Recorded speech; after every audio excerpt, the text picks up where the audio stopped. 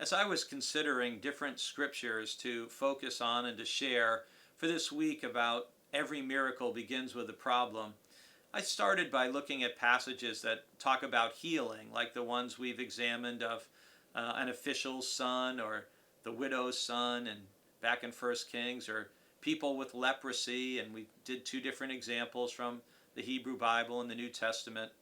But as I thought about problems and miracles, I decided, you know what? What's the biggest problem in the New Testament that requires the greatest miracle? What would you think? Well, to me, the biggest problem is the death of Jesus. I mean, there's nothing worse that happens in the New Testament than Jesus being crucified and being laid in a tomb. And his death, his suffering, and what it meant to all of his followers and all of his students and apprentices, everyone who followed him and supported him. Is there any problem worse, anything more devastating than the death of Jesus?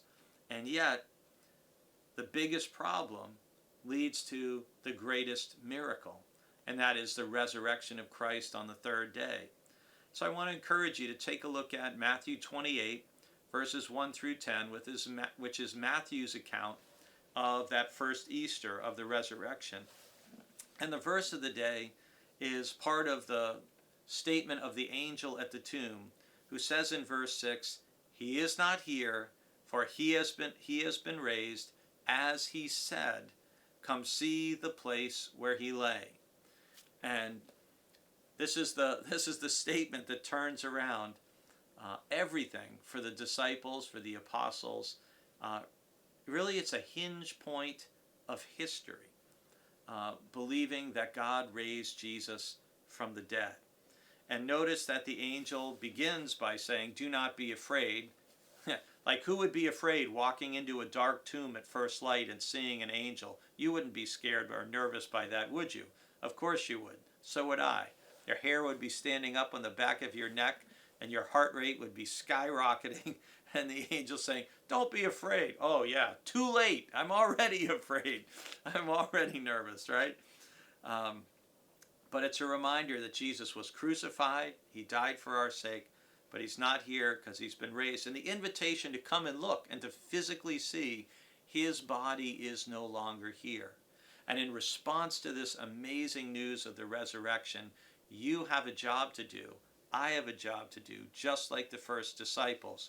Go quickly and tell his disciples he has been raised from the dead, and indeed, he is going ahead of you to Galilee. There you will see him. And we're told that they left the tomb quickly with fear and great joy.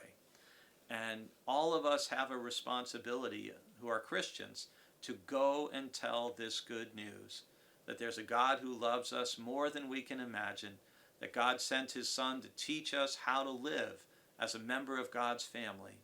And Jesus died, and in his death, our sins are forgiven, and that God raised him from the dead, opening the door to eternal relationship with God and life that is abundant and joyful for all who trust and follow Jesus.